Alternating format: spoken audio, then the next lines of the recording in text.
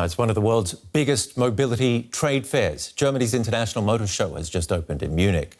German car makers are showing off their latest electric models, but with market share shrinking and profits plummeting, BMW, Mercedes and Volkswagen aim to show they're still in the game, despite the growth of competitors like Tesla and Chinese EV makers.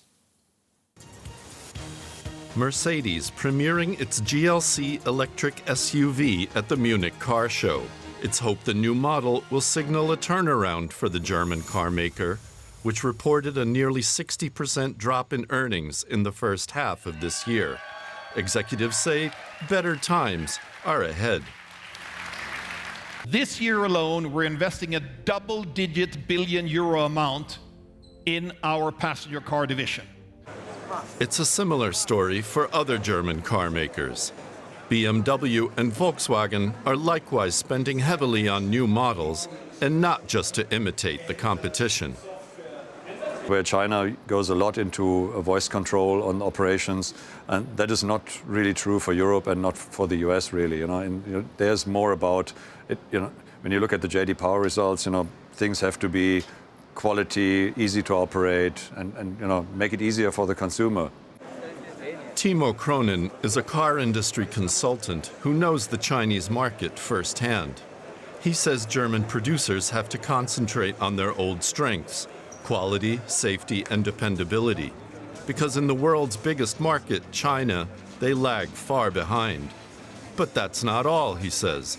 Globally, there's hardly any place more expensive to build cars than Germany. Accept the fact that volumes will go down and that we have to reduce the structures that we have to that volume. That means that we have to become smaller, maybe close manufacturing sites. So we have to reduce the structures that we have. That's a sobering outlook for Germany's showcase industry and its 1.2 million workers. Insiders say around 200,000 could lose their jobs in the coming 5 years. But Kronen isn't writing off traditional engines. The importance of combustion engine is, in my eyes, underrated. Everyone's speaking about e-mobility, and yes, it is important, but in my eyes, the future is a portfolio. You will have combustion engines in a few areas across Europe, across US, and across Asia, and you will have a strong segment for BEVs, so electric vehicles, and you will have a segment for hybrid vehicles. And the internal combustion engine is not dead, and it won't be dead for many, many years. Kronen points to rural areas in places like the US and South America, where infrastructure for electric vehicles won't be in place for a long time. And new German SUVs now boast some more advanced technologies than competitors like Tesla, for example, allowing faster recharging. And let's go live to Munich to our business correspondent, Stephen Beardsley. So the German car makers have a whole lot of new electric vehicles, but can they make a comeback? Yeah, hi, Ben. That's right. There is a lot of catch-up that German car makers like Volkswagen behind me have to do.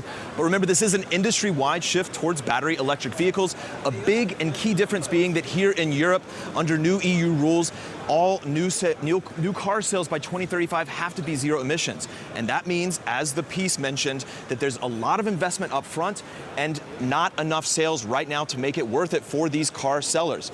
So what that means is here at this auto show, we're seeing a lot of kind of reintroductions of electric and an attempt to really bring back models, bring back core consumers to their models. With BMW, with Mercedes, we see that their new electric SUVs in the premium segment, they have touchstones from past models.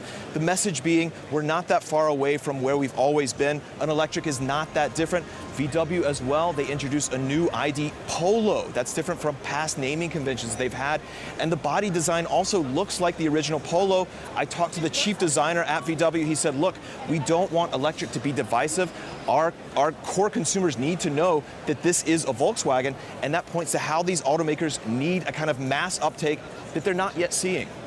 And Stephen, the other thing is that the car sector, which is one of the biggest employers in Germany, so a lot of jobs, a lot of livelihoods are dependent on this sector, but their cars are just too expensive. The Chinese can do it cheaper and some say better. So how can the German Chancellor, who's opening the show, drive any sort of turnaround? The first thing that these car makers are going to want to hear from the German Chancellor is a commitment to that 2035 deadline. And let me back up. They want a commitment to decarbonization. What they want to see is maybe some flexibility on that deadline. I talked to Thomas Schäfer, who is the head of the VW brand. He said, we need to stay on the path towards decarbonization. We've spent so much money, so much investment on electric vehicles, we need to carry through. But perhaps that timeline, 2035, is not the right one anymore.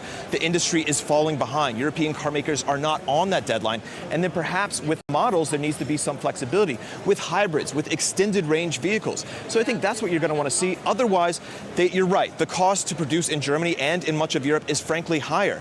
So there's going to be pressure to reduce the kind of barriers, the prices of electricity, the cost of labor costs are going to become an issue. They're going to be an issue in the future. And that's really going to pose some uncomfortable questions ultimately for the industry at large. It's true. Okay, we're going to have to leave it there. Stephen Beardsley in Munich.